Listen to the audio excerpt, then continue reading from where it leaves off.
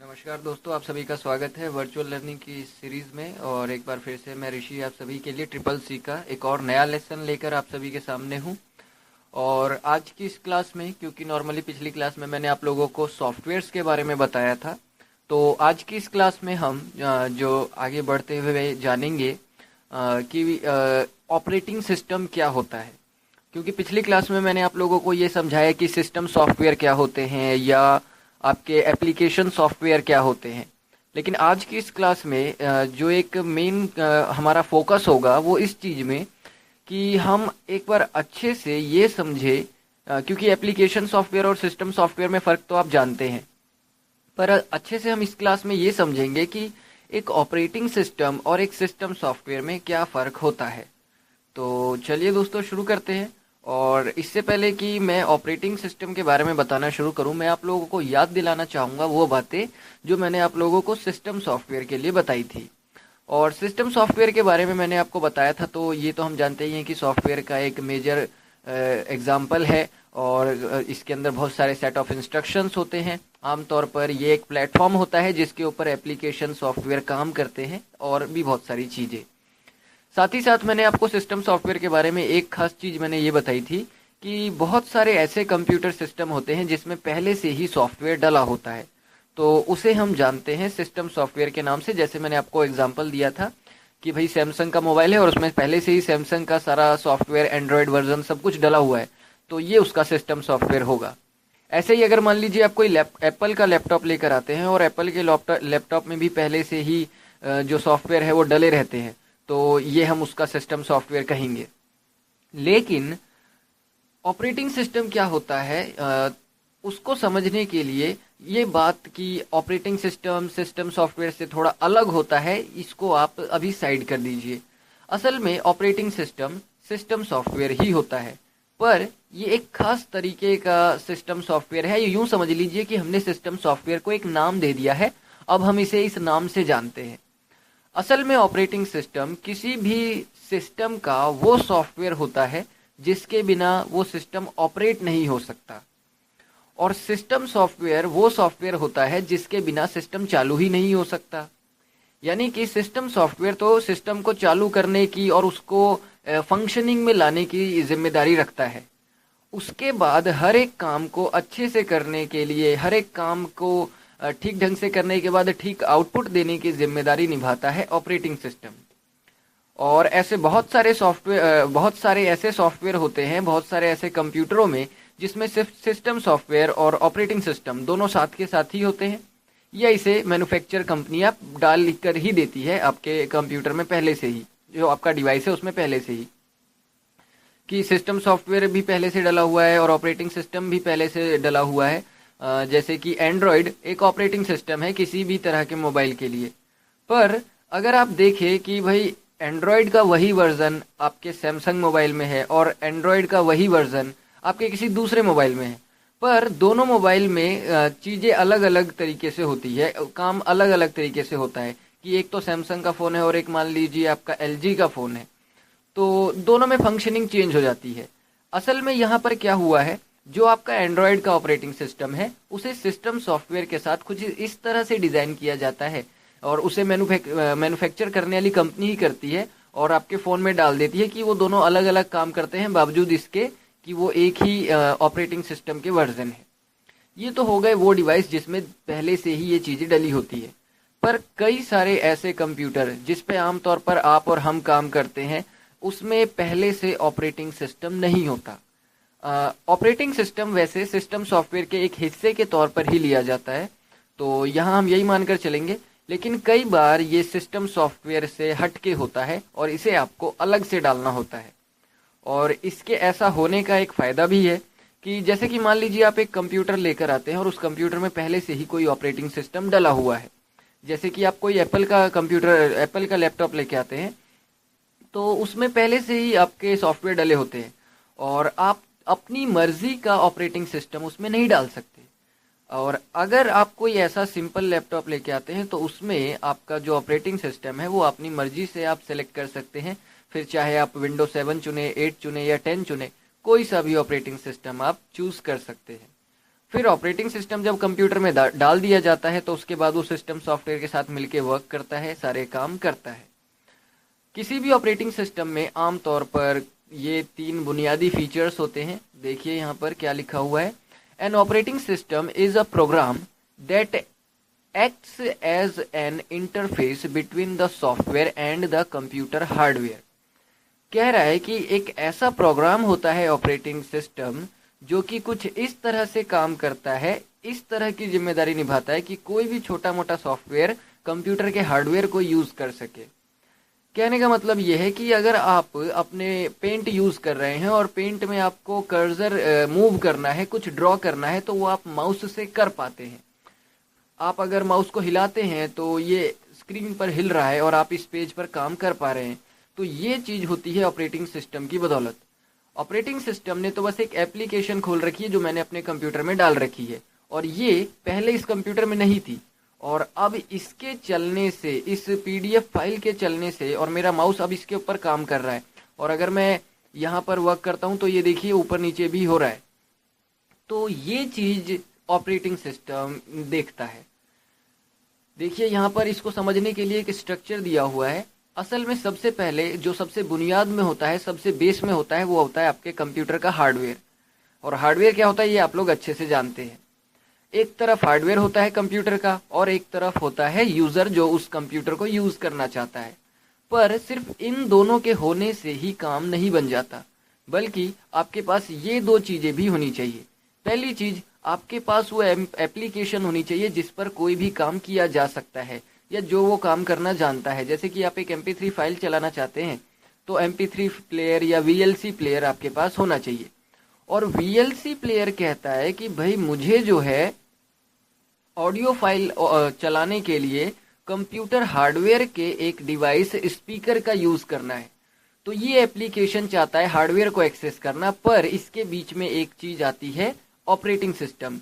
क्योंकि operating system को ये मालूम है कि स्पीकर काम कैसे करेगा, स्पीकर को चलाना कैसे है, ये इस VLC प्लेयर को नहीं मालूम।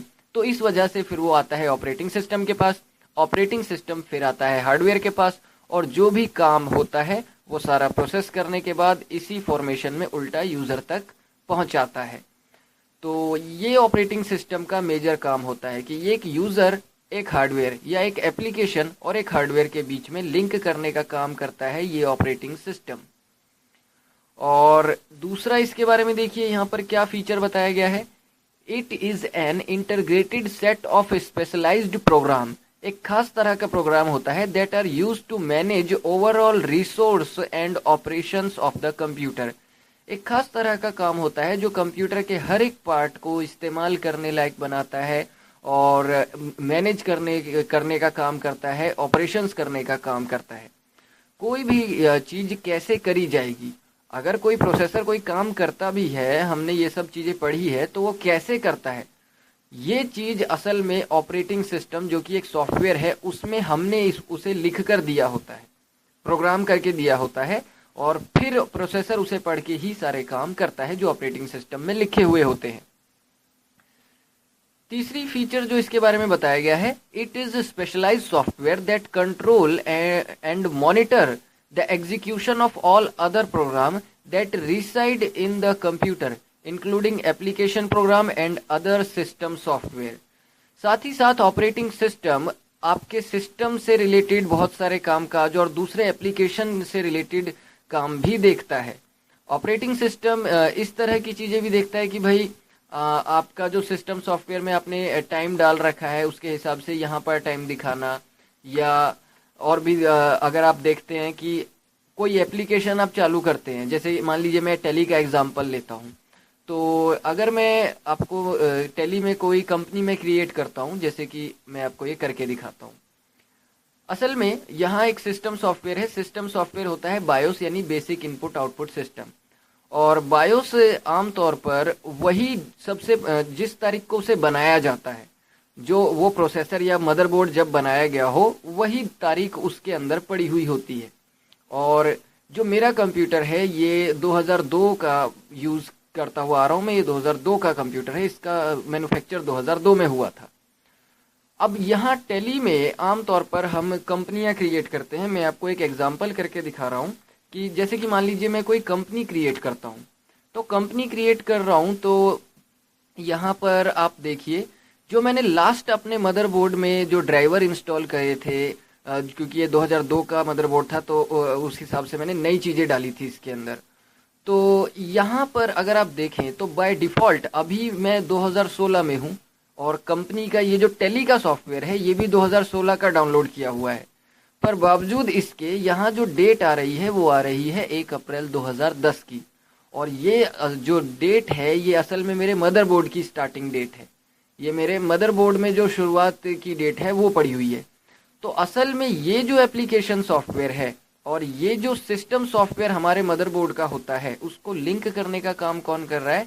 तो वो भी ऑपरेटिंग सिस्टम ही कर रहा है। वही चीज़ यहाँ पर ये बता रहा है, that control and monitors the execution of all other program that reside in the computer. यानी जो कंप्यूटर के अंदर होते हैं, एप्लीकेशन सॉफ्टवेयर को भी लेकर चलता है ये, और साथ ही साथ ये सिस्टम सॉफ्टवेयर को भी लेकर चलता है। इन दोनों के बीच में तालमेल बनाकर चलता है।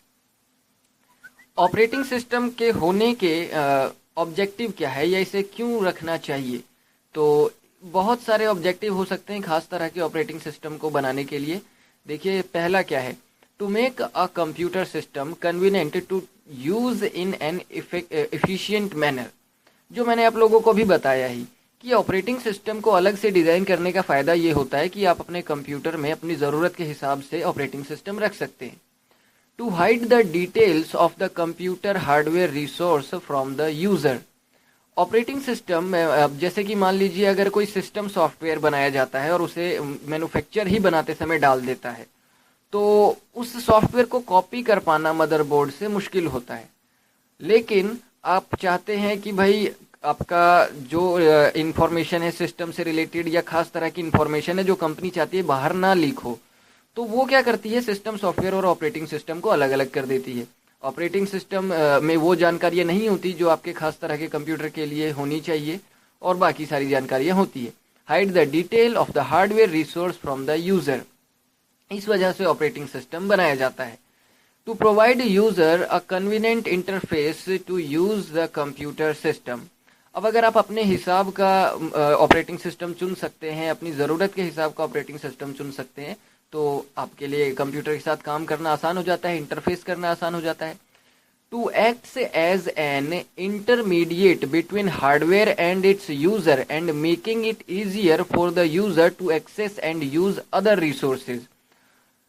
ये चीज़ हो जाती है क्योंकि आप जैसे कि मान लीजिए ऑपरेटिंग सिस्टम, मान लीजिए आपका कंप्यूटर पुराना है, और आपका कंप्यूटर पुराना होने की वजह से आप, या मान लीजिए बहुत सारे कंप्यूटर में पुराने डिवाइस है और बहुत सारे कंप्यूटर में नए डिवाइस है, और आपके कंप्यूटर में अगर आप मान लीजिए जैसे कि पुराने टाइम का विंडो एक्सपी चलाते हैं, तो हो सकता है जो सॉफ्टवेयर 2004 या में आया था वो 2016 के कुछ डिवाइसेस को सपोर्ट ना करे या उन्हें ना चलाए। तो ऐसे में अगर मान लीजिए आपने 2004 में वो कंप्यूटर खरीदा होता और उसमें एक्सपी पहले से ही डला हुआ मिलता और उसको चेंज करने की परमिशन नहीं होती, तो आज की डेट में आज का कोई डिवाइस आप चला ही नहीं पाते। तो यही चीज़ हो जाता है कि ऑपरेटिंग सिस्टम अगर आपको अलग से मिलता है तो आप आज के डिवाइस के मुताबिक आज की चीज़ों के हिसाब से सॉफ्टवेयर डाल पाओगे, उसे निकाल पाओगे। तो ये हो जाता है कि आप अपने कंप्यूटर में हर एक डिवाइस, हर एक तरह का डिवाइस यूज़ कर पाओगे। To manage the resource of a computer system. Computer system के रिसोर्सेज जो होते हैं उनको मैनेज करने में ऑपरेटिंग सिस्टम हेल्प करता है। जैसे मान लीजिए मुझे बहुत सारी पॉलिसी ऐसी होती है कि भाई मैं अपना एक खास तरीके का यूएसबी हब नहीं चलाना चाहता, एक चलाना चाहता हूँ या ऐसा कुछ भी, तो इस तरह की चीज़ें इनको मैनेज करना।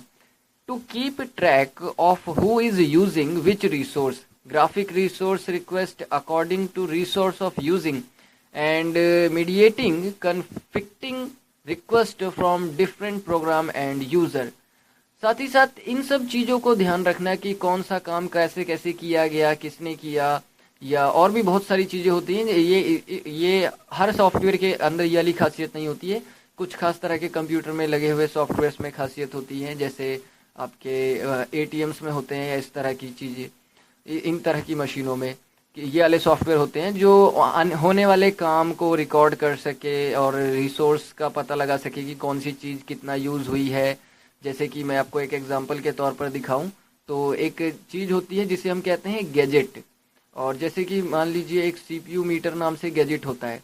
तो अभी यहाँ पर मुझे मेरा ऑपरेटिंग सिस्टम बता रहा है कि आपका सीपीयू 98% यूज़ हो रहा है और आपका रैम 33% यूज़ हो रहा है। तो ये हुआ कि आप ऑपरेटिंग सिस्टम की मदद से कुछ इस तरीके के काम भी कर सकते हैं, रिसोर्स को ट्रैक कर सकते हैं, मैनेज कर सकते हैं।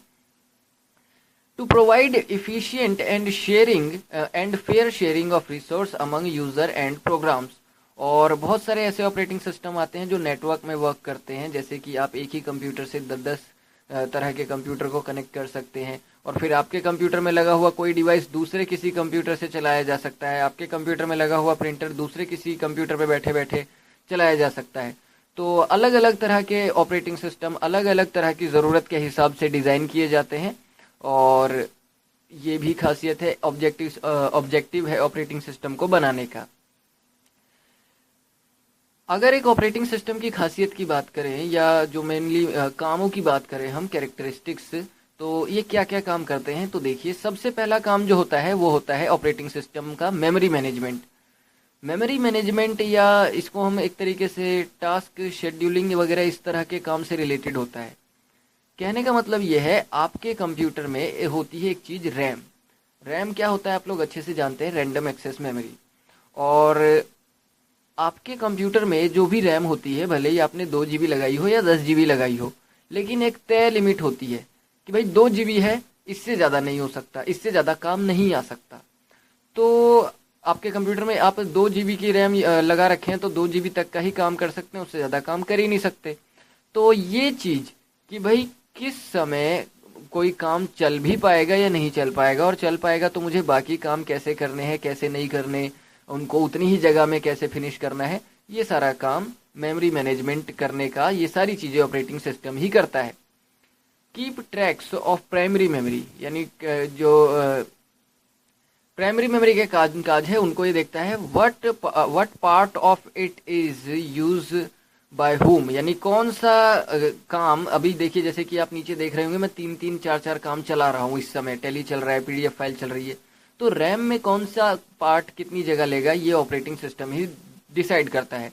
What part is not in use, और कौन सा अभी यूज के लिए नहीं है यानी खाली छोड़ना है। And allocate the memory when a processor और प्रोग्राम रिक्वेस्ट इट, और किसी भी तरह का प्रोग्राम अगर मैं चालू करने के लिए कहता हूं तो उसको जगह देना ताकि वो चल सके, ये काम ऑपरेटिंग सिस्टम का ही होता है। इसके बाद होता है process management. Allocate the processor यानी CPU to a process and deallocate process when it is no longer required.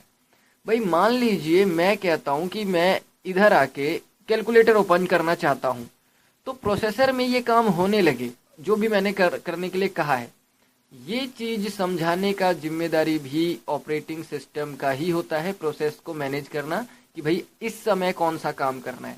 अब जैसे कि मान लीजिए मैं कहता हूँ भाई इधर, तो अब इस समय प्रोसेसर में आ गया टैली का सॉफ्टवेयर काम करने के लिए, रैम में से उठ के प्रोसेसर में आ गया, फिर मैं कहता हूँ नहीं इधर ये करना है। तो ये चीज प्रोसेस मैनेजमेंट भी ऑपरेटिंग सिस्टम में ही करने की कैरेक्टरिस्टिक्स होती है। इसके अलावा है डिवाइस मैनेजमेंट। डिवाइस मैनेजमेंट कहने का मतलब ये है कि भाई अगर मान लीजिए मैं यहाँ पर 2-2 MP3 फाइलें चला देता हूँ और वो दोनों एक ही टाइम पर एक ही स्पीकर से बज रही है, ऐसा हो सकता है, होता है, तो ये चीज भी मैनेज करता है ऑपरेटिंग सिस्टम ही। अगर आप मान लीजिए कोई फाइल प्रिंट करने के लिए कहते हैं तो प्रिंटर से ही प्रिंट आता है, ऑपरेटिंग सिस्टम की ही कैपेबिलिटी है, वो पता लगाता है कि कौन सा डिवाइस प्रिंटर है या है भी या नहीं। Keep tracks of all devices, this is also called input output controller, यानी सभी तरह के आउटपुट इनपुट जो होते हैं उन सबको कंट्रोल करने का काम भी ऑपरेटिंग सिस्टम ही करता है। That decides which process get the device when and for how much time, यानी यही सिस्टम में वो ये पता लगाता है कि कौन सा काम किस डिवाइस के लिए है, कब तक के लिए है और कितना काम है। ये सारी चीज़ों का हिसाब किताब ऑपरेटिंग सिस्टम करता है, जिसे हम कहते हैं डिवाइस मैनेजमेंट। इसके अलावा एक होता है फाइल मैनेजमेंट। जैसे कि मान लीजिए मैं डेस्कटॉप पे कोई फाइल सेव करने के लिए कहता हूँ, तो वो हार्ड डिस्क में किस लोकेशन पर जाएगी, कोई फोल्डर रीनेम करना है, कोई फोल्डर डिलीट करना है, किसी फोल्डर को किसी दूसरे फोल्डर में कॉपी करना है, इन सभी चीज़ों का हिसाब किताब भी ऑपरेटिंग सिस्टम ही रखता है। Allocate and D allocate the resource and decide who get the resource, यानी कि किसी भी तरह की फाइल होती है तो आप सेव करने के लिए कह रहे हैं तो वो हार्ड डिस्क में किस लोकेशन पे सेव होनी चाहिए, या अगर डिलीट करने के लिए कह रहे हैं और डिलीट करना चाहते हैं टेम्परेरी परमानेंट नहीं, तो फिर वो कहाँ जाएगी। तो ये सारी चीज़ें भी ऑपरेटिंग सिस्टम ही हैंडल करता है। साथ ही साथ एक मेन चीज़ जो है सिक्योरिटी, कि भाई अगर आपका कंप्यूटर, जैसे कि अगर आप कभी चेक करें तो किसी भी तरीके का वायरस अटैक होता है या ऐसा कुछ भी, तो ऑपरेटिंग सिस्टम ही ये भी रोल प्ले करता है कि आपको उसके थ्रू इन्फॉर्म करे। या अगर आपके कंप्यूटर में किसी भी तरीके का शॉर्ट लगता है या सिस्टम हैंग होने लगता है या ऐसा कुछ भी प्रॉब्लम या वायरस अटैक होता है, तो उसके अगेंस्ट भी जो है आपको सिक्योरिटी देता है। Prevent unauthorised access to program and data by means of password and similar other techniques. कहने का मतलब ये है कि आप अपने कंप्यूटर में, जैसे मैं आपको अपने कंप्यूटर में दिखाऊं कि यहाँ पर मैंने इस ड्राइव को यहाँ पर लॉक कर रखा है पासवर्ड से, तो ये पासवर्ड वाला फंक्शन कहाँ से आया, ये कोई दूसरी एप्लीकेशन तो मैंने डाली नहीं है, असल में ये मेरे विंडोज 7 ऑपरेटिंग सिस्टम का ही एक हिस्सा है। और ऑपरेटिंग सिस्टम में ये खासियत होती है कि आपके खास तरह के प्राइवेट, आप चाहे तो अपने फोल्डर्स को भी पासवर्ड लगा सकते हैं, उसे गायब कर सकते हैं, हिडन चीज़ें बना सकते हैं, तो वो चीज़ होती है। इसके बाद एक होता है जॉब अकाउंटिंग। जॉब अकाउंटिंग, या आप एक कह सकते हैं, इसको हम कहते हैं टास्क शेड्यूलिंग, यूं भी कह सकते हैं। Keep track of time and resource use by various jobs and और यूजर, यानी कि इस तरीके का कि भाई कौन सा काम कितने समय के लिए किया गया, किस यूजर ने कौन सी चीज़ कितने समय चलाई, ये सब चीज़ें रिकॉर्ड करना हो। हर एक ऑपरेटिंग सिस्टम में होता तो नहीं है, या किसी किसी में होता है, किसी किसी में नहीं होता, और हर आदमी को करना भी नहीं आता है। ये सब चीज़ें कहाँ होती है पता लगाना, इन सब की खास टेक्निक होती है, और कुछ खास तरह के ऑपरेटिंग सिस्टम होते हैं जो ये सब करते हैं, और उसके लिए इन्हें डिज़ाइन किया जाता है। Control over system performance, record delay between request for a service and from the system. कह रहा है कि जैसे कि मान लीजिए अगर आप कोई काम कर रहे हैं, या आप ही एक ही टाइम में कंप्यूटर में बहुत सारे काम कर रहे होते हैं, तो कौन सा काम पहले किया जाएगा, कौन सा काम बाद में किया जाएगा, या किस काम को ज़्यादा प्रायोरिटी देनी है और किस काम को कम प्रायोरिटी देनी है, इसका भी जो डिसीजन होता है वो ऑपरेटिंग सिस्टम ही लेता है। अब जैसे कि मान लीजिए आप कंप्यूटर में गेम खेल रहे थे, ठीक ठाक है, कोई दिक्कत नहीं है, गेम खेल रहे थे, चल रही थी, पर आपका नेट ऑन था और कहीं से वायरस अटैक होने लग गया, तो आपकी वो गेम एकदम से रुक जाती है और एक सबसे पहले मैसेज आता है कि इस समय आपका कोई हैकिंग या कोई वायरस अटैक हो रहा है, तो उसका कुछ करिए पहले आप। तो यहाँ ये क्या हो गया कि आपकी गेम जो है प्रायोरिटी लेस हो गई, और जो वायरस अटैक से रिलेटेड मैसेज है वो प्रायोरिटी बेस्ड हो गया, उसको प्रायोरिटी ज़्यादा मिल गई क्योंकि वो काम इम्पॉर्टेंट है। तो वही चीज़ है कि किस काम को पहले करना है, किसको बाद में करना है, इसका डिसीजन भी ऑपरेटिंग सिस्टम ही लेता है।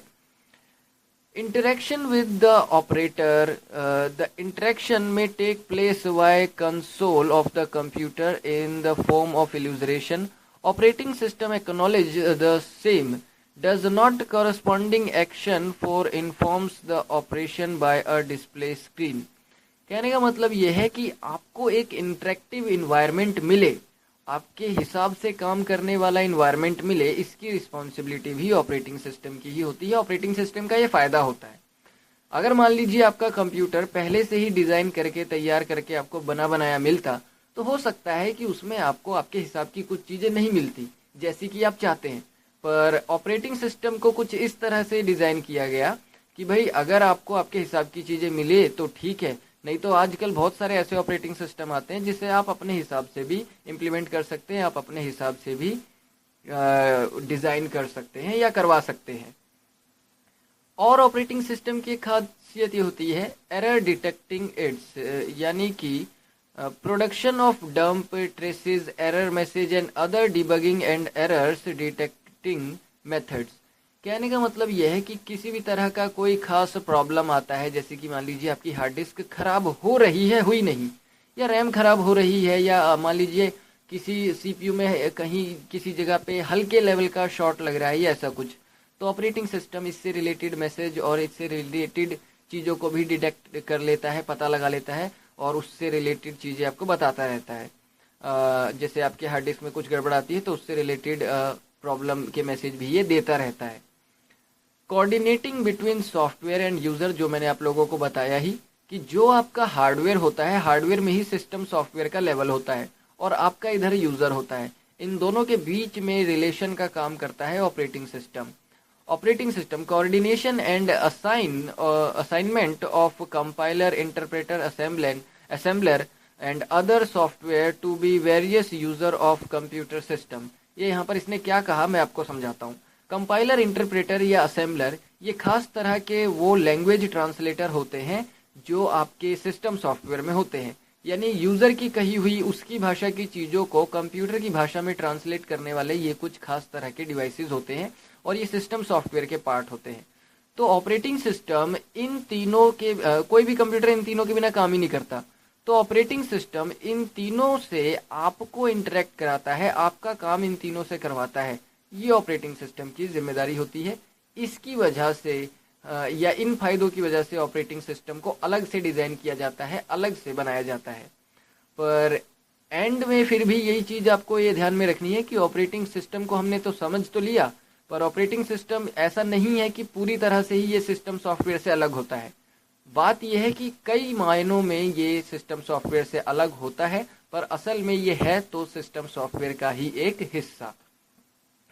और इसका जो ये मैंने आपको स्ट्रक्चर बताया, ये एक मेन स्ट्रक्चर है कंप्यूटर में यूजर और कंप्यूटर हार्डवेयर के लेवल के इंटरेक्शन का, जिसमें मैंने आपको ऑपरेटिंग सिस्टम का रूल समझाया। इससे पहले मैं आप लोगों को सिस्टम सॉफ्टवेयर के बारे में बता चुका हूँ, एप्लीकेशंस के बारे में बता चुका हूँ, और यूजर को जानना है तो आप अपना नाम ले लीजिए, आपको खुद ही समझ में आ जाएगा यूजर कौन होता है।